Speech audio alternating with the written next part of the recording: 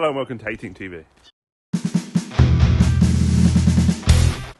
Good morning all. Another beautiful day. Blue skies are back, which is wonderful. Right, now, little what's been going on. We are making a huge dent in there. Huge dent. That's in the way, it's got to be moved. Yes, I know we haven't talked about it. Hopefully this Sunday, Adam and I will get round to making a video. It's been quite nuts at the moment. This is the first morning I haven't been out first thing in the morning on a delivery, which is lovely, which means I'm going to actually get to do some farm work. Show you guys the chickens in their pen, operating in a minute, because I tried to do it the other day and they wouldn't come out on the first day they let out, basically. Just didn't want to. So, going to do that.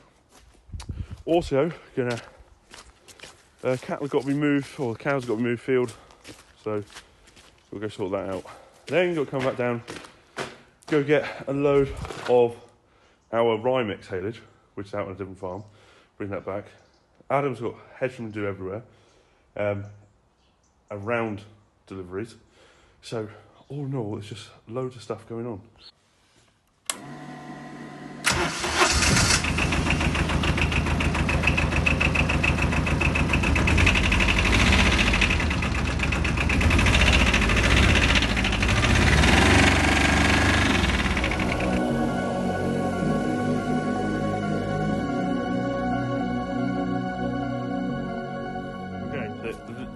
Obviously they're there. This was the patch. They're actually on this patch for 3 days, but this is the first 3 days they're here. So I had to wait for them to learn to scratch. Once they've started scratching, they've like really been attacking areas.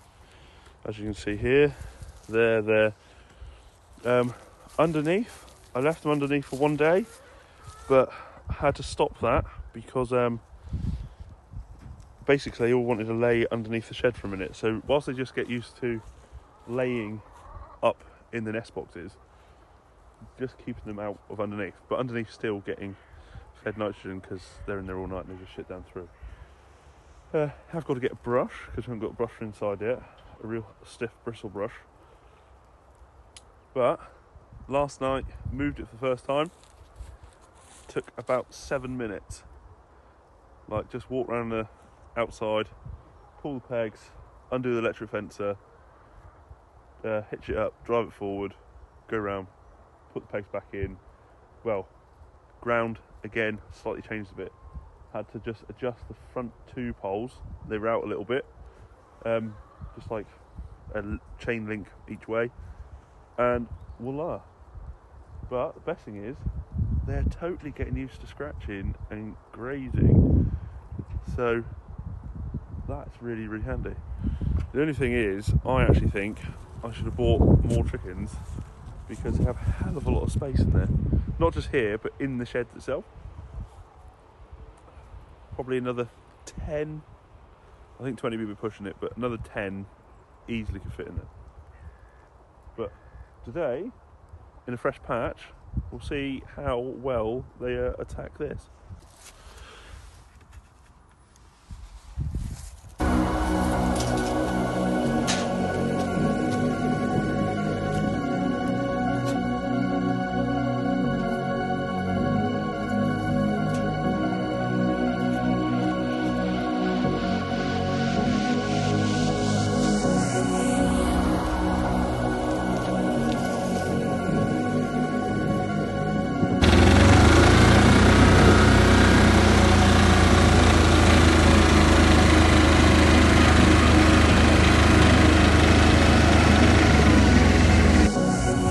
Even up in this field, there's chafer grubs that have attacked little areas up here. This is not one of the worst fields we've seen, but because this has been done early, sun demise, we've got loads of grass coming back all over it. So this is where the cows are coming up. So a minute ago, obviously on camera, I opened the gate. This field, fortunately, has 3 down there, gates, 4, 5 and 6. It's one of those fields that sort of interlinks whole bunch of other fields. So it's the first one they cut to graze. So all gates now are shut. You didn't need to see every single one. And now we're going to go down the old lane, as it was when we were a dairy farm, and bring the cows up through it. Right, nothing's been down here for a while. It didn't get trimmed out last year. It was a bit annoying, but by pushing the quad bike through, the cows will soon open this up and we can get through here. Believe it or not, a hedge trimmer and tractor do fit down here.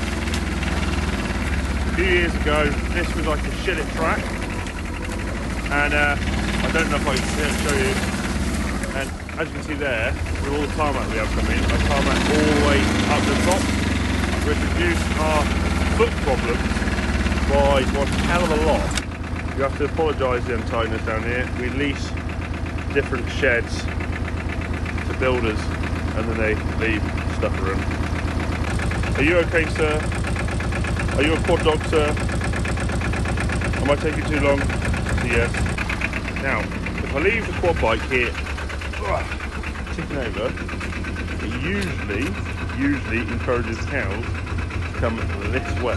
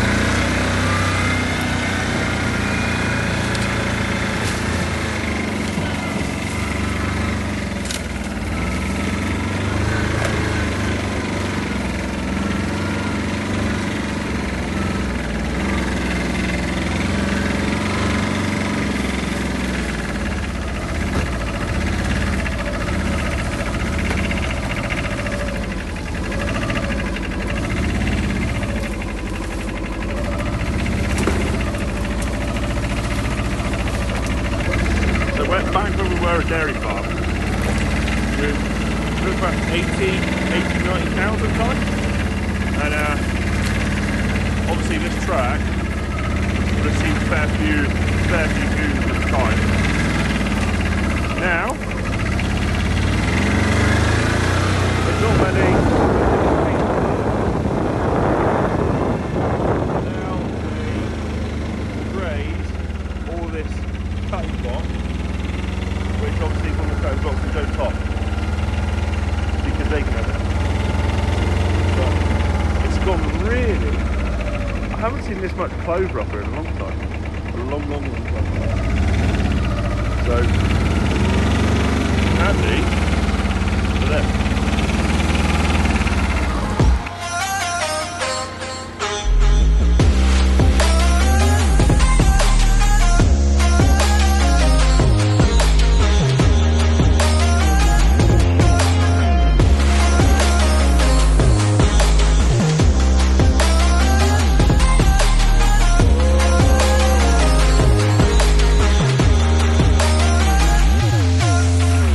Another thing on chicken trawler, we're leaving the big door open at the moment just while they get used to coming in now.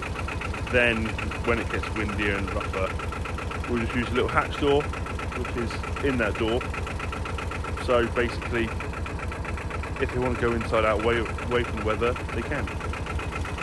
But really pleased with that at the moment. The only thing is because of the second-hand price and everything, trying to get hold of another trailer. I found one trailer, well, two trailers. I found a trailer in Amar, Northern Ireland, for 350 quid. That's way too far to travel. And I found another one up, oh god, near Coventry for 400 quid. Again, this is halfway. Anything down around here at the moment is just gone. Also live on second-hand price in 4 areas. But yeah, literally can't find a old trailer at all at the moment to build another one. This is because currently eggs are actually all flying out the door faster than we actually imagined. Because it was just a bit of an experiment. We had 10 or so chickens between me and my sister, started flogging them, and now up the game, and they're still out, like the little shed at the end of the lane is just empty. So, I'm also gutted. Hanging up on the gates this morning. Ripped my little warm coat. That's really annoying. And this was one I got for Christmas last year because I ripped the one before that. So one of the reasons my grandfather bought, or grandfather and grandmother bought this farm is that spring there.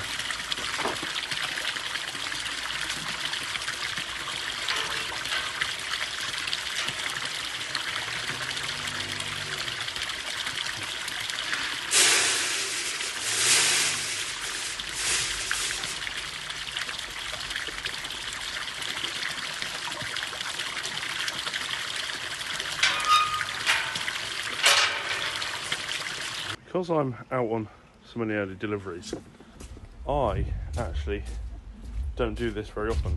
Usually Adam comes in when he gets in, feeds up, or Dad does, big boss man. So I do it very, very, very little. But it is one of the most enjoyable parts, well, I find. I love it, going, opening and shutting gates, moving cattle about. Even though we don't have very many anymore. But yeah, even though we don't have very many, it's still nice to do it. Love it. Like just moving the chickens around, doing stuff like that. Just change the scenery. It's all great making and selling a stupid amount of hay and haylage, but growing them for, you know, people's consumption, it's just really, really enjoyable.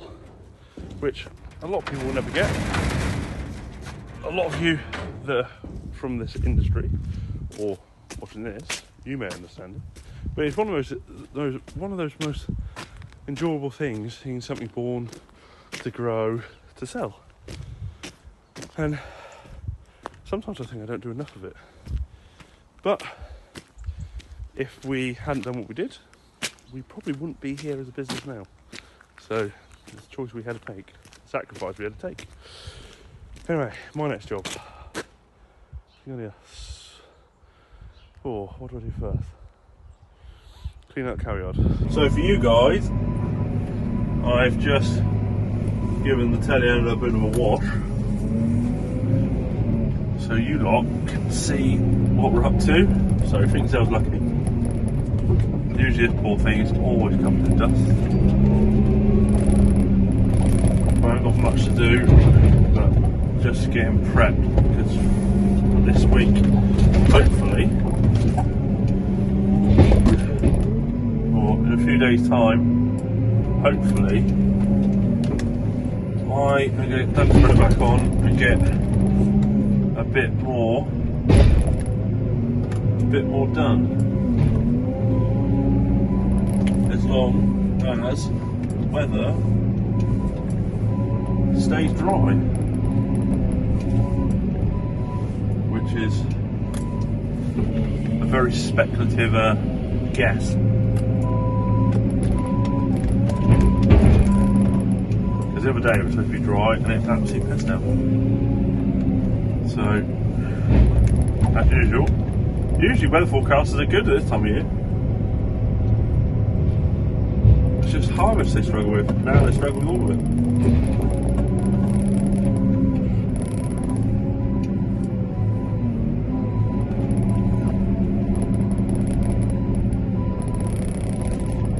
So I've got this pile spread. I haven't got anywhere near the compost yard yet. My cousin needs to clean his shed out, so I'm going to go do that. Hopefully, we start really getting on top of it. Give the feeder a shot. Oh, absolutely hates.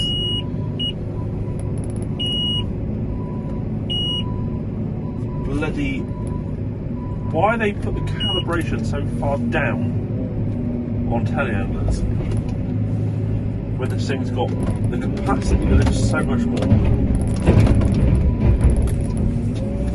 I get it on a building site, but in ag we get so used to driving stuff, it gets annoying when you know you can pick up that little bit more. There is a load of the ryegrass that I've had to bring back. Well, I'm going to go pick some eggs because we're out, or apparently out down on the sand, which is a good thing. That means they're selling like little hot cakes, but hot eggs straight out of the chicken. I'm now going to let you guys go and hang out with HRS and see what it's up to.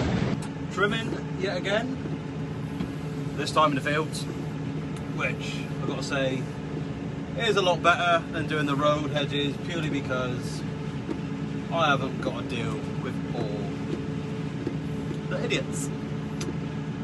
There has been a few, but anyway, we won't go into that. That's another story for another day. Right, so it's just, well, the clocks have gone back, haven't they? So it's all, everything's gone tits up, isn't it? And what you think it's about 8 o'clock at night. It's only bloody, what's time? What? 5 to 5. Need to change this clock on the tractor now. So we're in fields, doing some fields that get a little bit wet. We've had quite a lot of rain actually, to be fair. But got the majority of road hedges done. So now time to get into the fields and get this done, which is good. Notice I'm wearing these bad boys. I've got to admit, I don't like anything in my ears. I hate it. I suffer from tinnitus, which isn't very good. But these for hedge trimming, I've got to say, are amazing. Because you literally, you just talk, answer your phone, and you can just talk to anyone and concentrate. So if you haven't got a pair of these, I do very, very recommend you get one.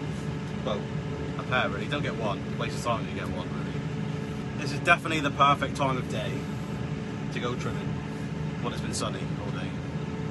Definitely when it's sunny with the glare on the windows, you've got to make sure they are clean as clean. Else, it's just not enjoyable trying to, you know, because it makes a hell of a mess on the car window.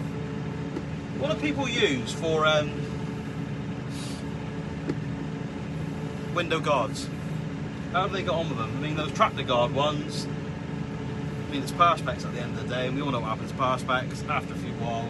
It's been in the shed for a year. It's what we've always found. For the first year, they're brilliant. For the second year, they just go cloudy. They're in a shed, and that's it. What do people reckon is the best window guard for the for the tractor, really? And who uses a wiper blade as well? How do they get on with that? I don't know how I'd feel about that, installing a wiper blade. They're magnet, you can get magnet ones, can't you, as well? Which is pretty good. Well, good idea really, that is, to be quite honest. It would be actually quite nice to be up in place before Christmas. If you look at our previous videos of hedge trimming, me and Justin said the same thing last time. Never happens. Because what you'll find is, I don't know how this affects everyone else, but what you actually find is, you'll go really, really well for about a month. You get really up in place, and then it'll just piss down for months. That's what we find on here, because last year, as I said, if you go and look at our latest, last trimming video, you'll see what happened. We were just really, really, really up in place, and then we weren't. It was quite simple as that, really, and then we were behind. That's the only thing. And it's difficult for us anyway, because we literally are doing this in between everything else. If we could just go off trimming, you know, for days upon end, or a week, couple of weeks, we'll be done. But we can't, because, you know, we're not contractors. No one's paying us to trim. We literally got to do this in our own time and deliver the product. And as everyone knows, winter is really our busiest time, so it is hard to try and find a balance, but we'll just get on with it, and it will get done. What won't get done will be left for last year. I mean, we did get it all done last year, but so at least you'll only have like a couple of years growth, which isn't too bad. It's when it gets left 2-3 year growth, I mean, it just hammers the hell out of the trimmer, which isn't good. I know it takes a hammering anyway, but you don't really want to put it all through your trimmer all the time. It's not good for it. They don't like it. I would like to try one of those Meccano VFR trimmers, to be honest with you. But I don't know how I feel with it out there to the front. They always look a good bit of kit, but this 5-foot head is saving some time. It really, really is. And this tractor as well, I've got to say it. You know, I was always used to trimming on our KSNX 110, but this tractor with the wider tyres, heavier tractor again, is a game changer, because it just doesn't move. I mean, it's always going to be a massive difference from the T6 trimming, and you can see that in our previous videos as well, how she handled. But she was great, and she was. Like I said, you just had to think where to put her. But this is just a different, you know, I don't think she'll be going back on the T6 again. You know, if we do ever change tractor, this tractor will stay for years anyway now, or a few more years at least, and it's a game changer. It really is. It really is. It's just so steady on her feet, and just the wider tyres as well. Well, I'm back at the farm. That is me done for the day. Hope you've enjoyed this video. Remember, if you haven't done so already, please subscribe, ring that bell, give us a thumbs up, and leave a comment below. Now, if you want to see more of me and Justin, you can find us on Snapchat, Twitter, Instagram, and Facebook. And if you want merchandise, just go on to eBay, type in Thehayteamtv, or it'll be in the link below. So anyway, that's me done. I'm going to go home now. Well, do it all again tomorrow. So anyway, thank you very much. Cheers.